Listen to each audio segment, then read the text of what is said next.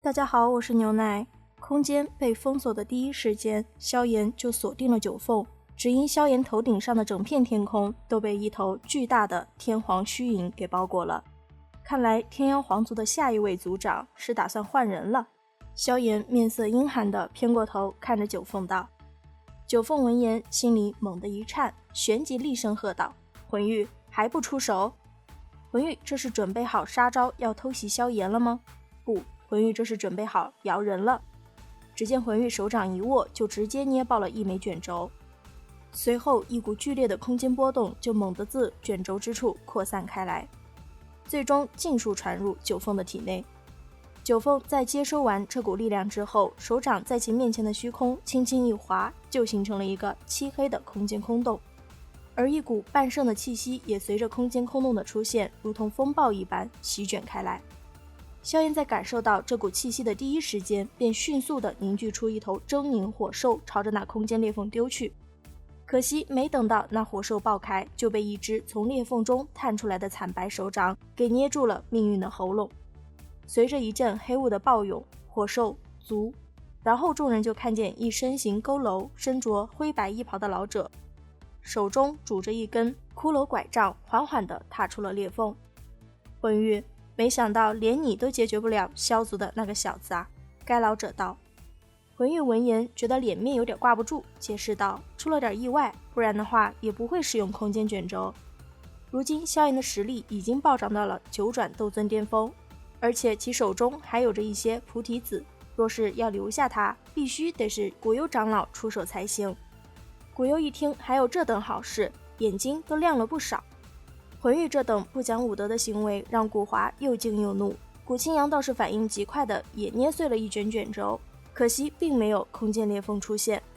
没有用的，这里的空间已经被九凤召唤的天皇虚影封锁，没有他的允许，任何的空间波动都传不出去。薰儿出声道。薰儿的声音吸引了古幽的注意，古幽见场中还有古族的小辈，兴奋劲儿一上来就想再唠唠。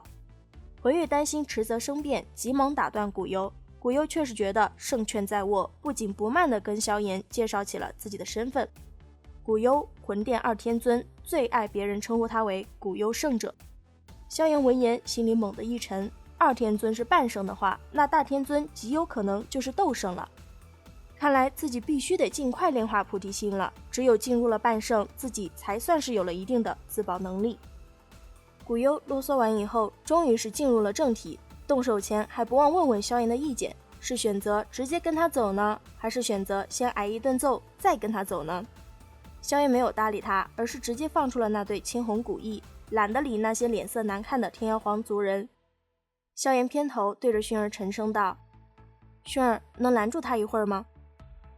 薰儿微微点头，随后身形一动，便是挡在了萧炎的面前。薰儿额间七彩足纹迅速浮现间，萧炎身形暴退，随后双手一挥，就召唤出了5团火焰。古幽一看萧炎这举动，就知道这小子要融合异火了，毕竟这个东西的威力已经在魂族传开了。可是古幽却并没有想要直接出手打断萧炎融合异火的意思，因为他想要看一看这异火融合的威力是否真的如同传言中的那般可怕。至于现在嘛，就陪那古族的女娃子玩一玩。目光看向不远处的薰儿，古幽诡异一笑，随后身形就消失了。薰儿见此情况，身形猛地暴退，旋即弥漫着金色火焰的玉掌便是狠狠地对着某处空间拍去。一掌落下，空间瞬间扭曲，下一秒古幽圣者就现形了。被薰儿生生揪出来的古幽圣者并不恼，手臂诡异一扭，就是一掌朝着薰儿拍去。薰儿虽及时防御，但最终还是不敌，闷哼后退了好几步。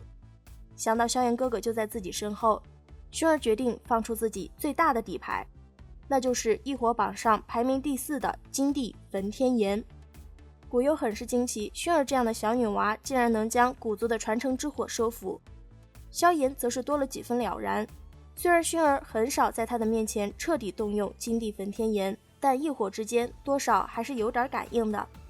据说金地焚天炎能够燃烧斗气，凶名赫赫，今日老夫倒是想要瞧瞧他是否真的如同传言中的那一般。古幽瞪着2颗绿幽幽的眼珠子，冲着薰儿道：随后便放出了一具足有1000丈庞大的黑色骷髅。该骷髅也叫黑暗骷髅王，属于一种比较罕见的天阶低级斗技。这种骷髅王浑身坚若金刚，水火不侵，其体内还蕴含着一种极度阴寒的能量，而该能量能够直接侵蚀被击中者的灵魂。黑色骷髅在古幽的操控下，一爪子就狠狠地对着薰儿的脑袋拍下。薰儿身形急退间，放出一轮足有数10丈庞大的金色火焰光圈，就与那黑色骷髅的骨掌狠狠地撞击在了一起。极寒与极热相交时，一阵阵略显腥臭的白雾瞬间就弥漫开了。然而不多时，白雾之内就传来了一道咔嚓之声，薰儿释放的金色火焰光圈被捏碎了。光圈坚持不了太久，这是薰儿意料之中的事，但薰儿也从未想过竟然会被破掉得如此轻松。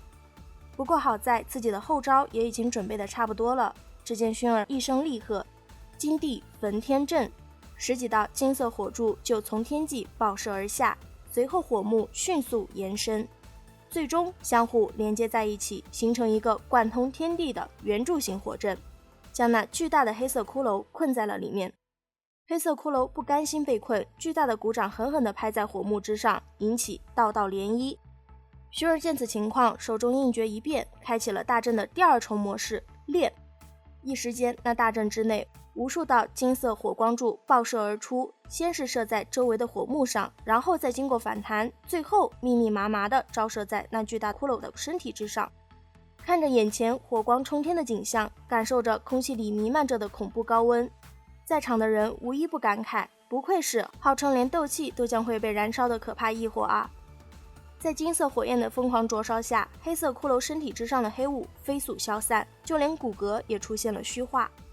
古幽见此情况，眼眸一阵闪烁，不过最终他还是下定了决心，释放出无数的灵魂，并引动其爆炸，然后趁着短暂的真空期，控制着黑色骷髅的身体飞速缩小，直到10丈左右，同时将自己的灵魂神不知鬼不觉地转移到了骷髅的体内。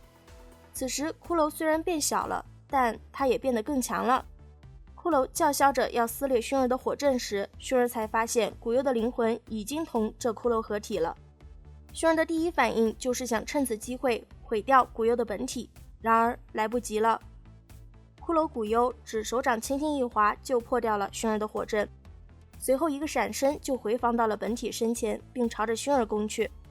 小女娃，若是你能进入半圣，今日胜负还真是两说之事，但可惜了。骷髅古幽感慨道。薰儿闻言并未立即搭话，而是拧出一道攻击就朝着古幽丢去，其本身却是借助着古幽接招时的反推力飞速后退。期间薰儿勾唇一笑，轻声道：我可不是要与你分出胜负，我的任务已经完成了。好了，本期分享就到此结束咯。视频都看到这里了，给牛奶点个赞吧，订阅了的朋友记得开启小铃铛哟，这样就不会错过牛奶的更新啦。感谢您的耐心观看，拜拜，下期再见。